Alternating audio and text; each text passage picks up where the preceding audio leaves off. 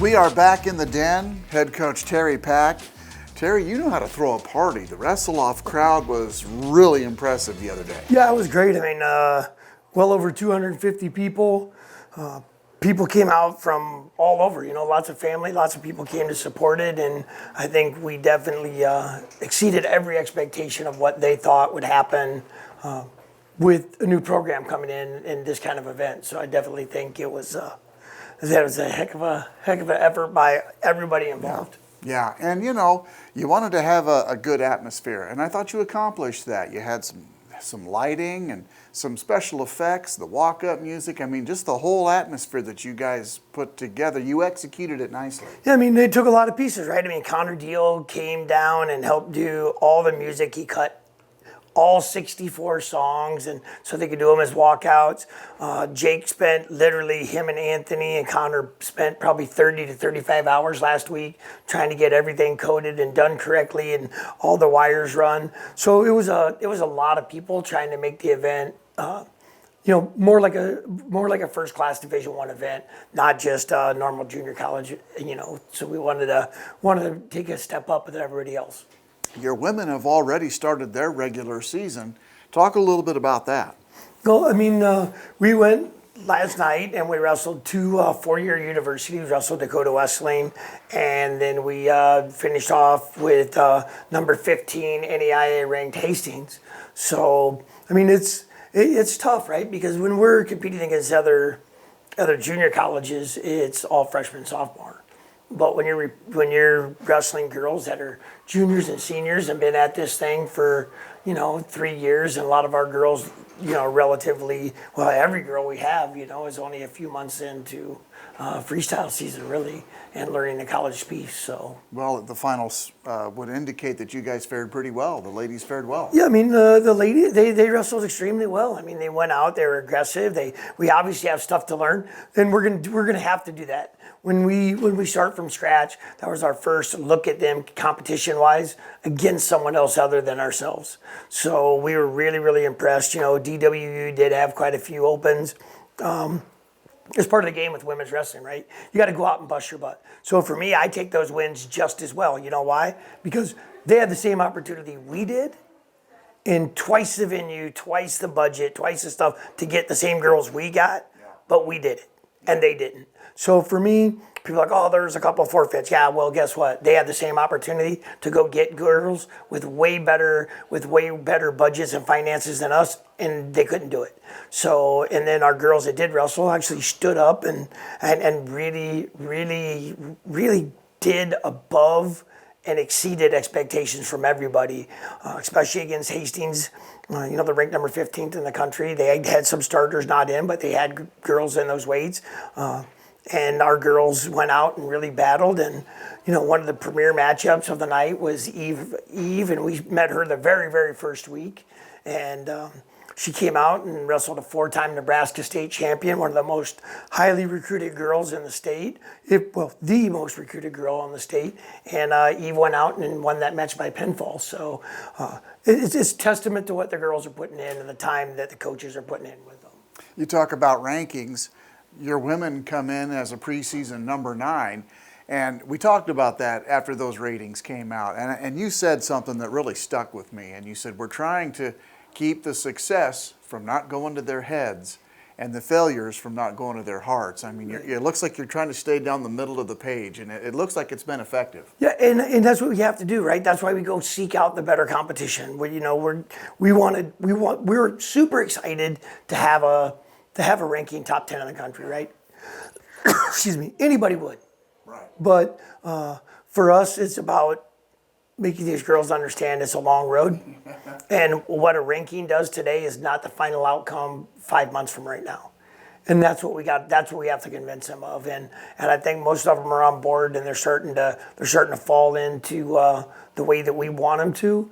And as long as they can stay within that border, I think they'll do really well. If we could go back one more time to the wrestle-offs, you brought in, maybe a dozen, maybe less recruits for a visit that day. How'd that go? Yeah, well, we had 12 girls in that weekend, 4 guys, and I mean, these are kids that we really, really are putting a push after.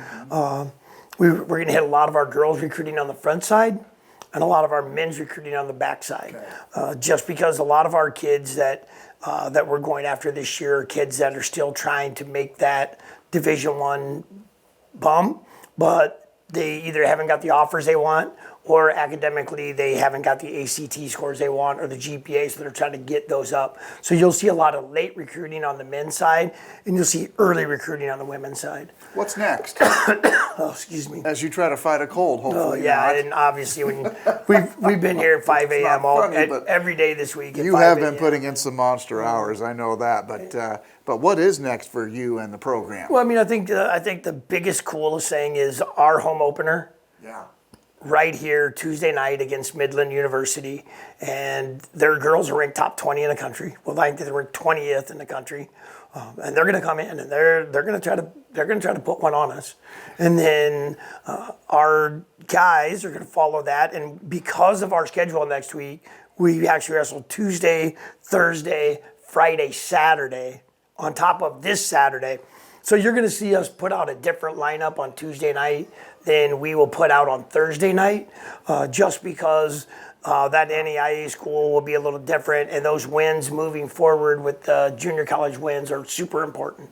How important, and it sounds like it's going to be important, but your roster management, I mean, you kind of map this all out, or how do you handle that? So we've got it literally kind of broke down by kids with their weight, and kids that might be struggling a little bit, kids we think they can make weight multiple times, kids that they think that will do it, that we can put together now. You're going, okay, well, can they make weight 5 times in a week? Can they hold their weight down? Do we want to put somebody in? Are they a little banged up? Do we want to replace these kids, give them a different dual? So, I mean, there's definitely a strategic piece to what we're doing for the next 7 to 10 days. But, you know, this weekend at Grandview, or not Grandview, but at Simpson, will be a really good eye-opener for us. We made a schedule change. We were supposed to go down to St. Louis. We made a change so we can take the girls and the guys now. So we're going to take our 11 starting girls, and then we're going to take about 25 guys about 20 guys over to Simpson on Saturday and get some really good competition. Iowa Western's ranked number 3 in the country. They'll be there. A lot of 4-year schools. We have the number 19 ranked team in the country also there. So we're going to see the best of the best this weekend and see where we're at, and then we'll be able to readjust from there. When you're wrestling so frequently and you're worried about these kids making weight, is it dropping weight or even gaining weight? I would imagine if you're out there a couple, 3 times in a stretch like that, your weight's going to be a little down. But is it different with everybody? Yeah, you would like to think that, but that's not how it works. Wishful obviously. thinking? I mean, the youth is still needs to be turned into fine wine. So, they're learning, and we put together that grind early because we had to book home events and we couldn't get them, and everybody wanted to book all in the same week. Wasn't ideal for us, but it was our option to get people here and let people see what we have. So we're going to take advantage of it, and we're going to wrestle multiple lineups next week. And then after that, you'll see us stagger out a little more with a final group, probably at the end of November to December, and that'll be the group that we run with all the way to nationals. Gotcha. Anything else you might want to add? I mean, man, when this season hits, it hits. Oh, it does. You are just swamped. For us, I mean, it's part of the job, right? Yeah. It's part of the job. It's you can't go out and expect kids to do something you're not willing to do. So when I'm here and I'm standing in the door at 5 o'clock, and they walk in a little after 5 because we have guys that have to do early because of their construction management classes at Milford.